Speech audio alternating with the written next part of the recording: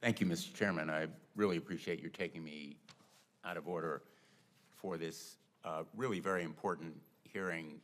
Nothing is more vital and important, as you well know, Commissioner O'Malley, than Social Security to Americans, to all Americans, not just recipients, but to their families, to their children, because when they are in poverty, their children, their families suffer as well. So I really want to thank you for your attention to improving this system. I have a reform proposal that goes to the levels of benefits, but your focus on customer service certainly is vital. And the overpayments, the shock and brutality of efforts by the government to claw back overpayments is absolutely unacceptable.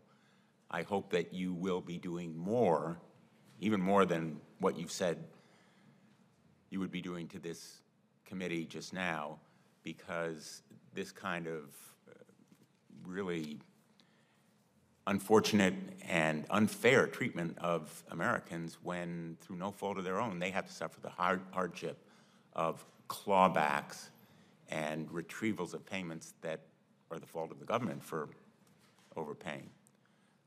I want to go to another topic that has concerned me, because I'm hearing from constituents about the windfall elimination program and government pension offset.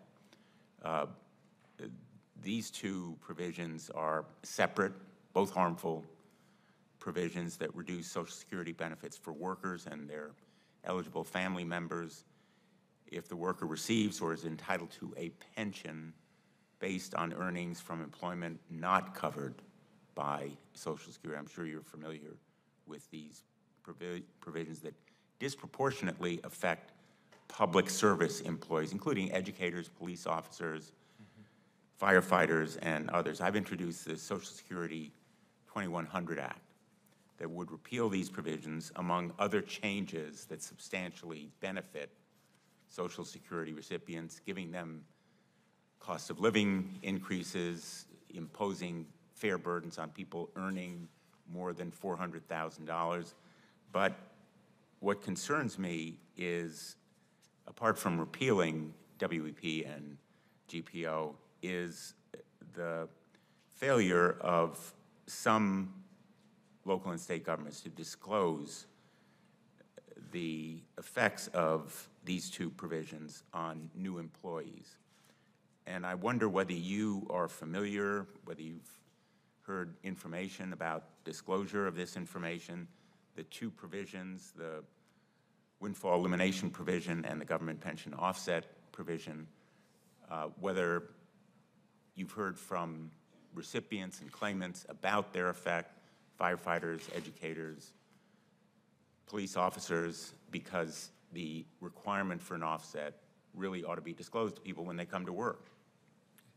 I would agree with you, Senator. I'm sure it comes as a great shock to a lot of people who have put their lives on the line in public service jobs or other jobs to find out as they approach retirement that the Social Security they thought might be there isn't going to be there. So I've received some briefings on this.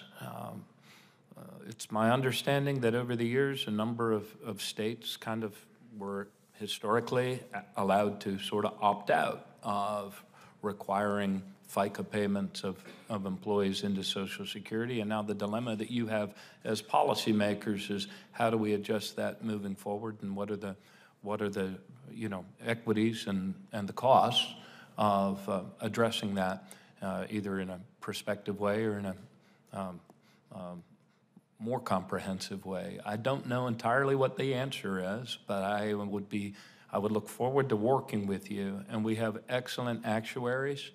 The amount of data, their capacity to project puts and takes into the future is really outstanding. So I would look forward to working with you on that, Senator.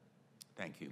And I really want to thank you for your continuing public service, very distinguished career, and your service in this position. is as important as what any of us do, because you touch the lives of so many Americans. And I want to extend to you the offer of help on my part, and I'm sure my colleagues, to help improve this system that is so vital to Americans. Waiting 38, 39 minutes is just intolerable. Yes, And sir. not the fault of the hardworking people in the Social Security Administration. It's the lack of resources that you're provided. So we got to do better. Thank you. Senator, thank you, and we need your help. Thank you. Thanks, Mr. Chairman. Thank you, Senator Blumenthal. We'll turn next to Senator Brown, Senator Ricketts.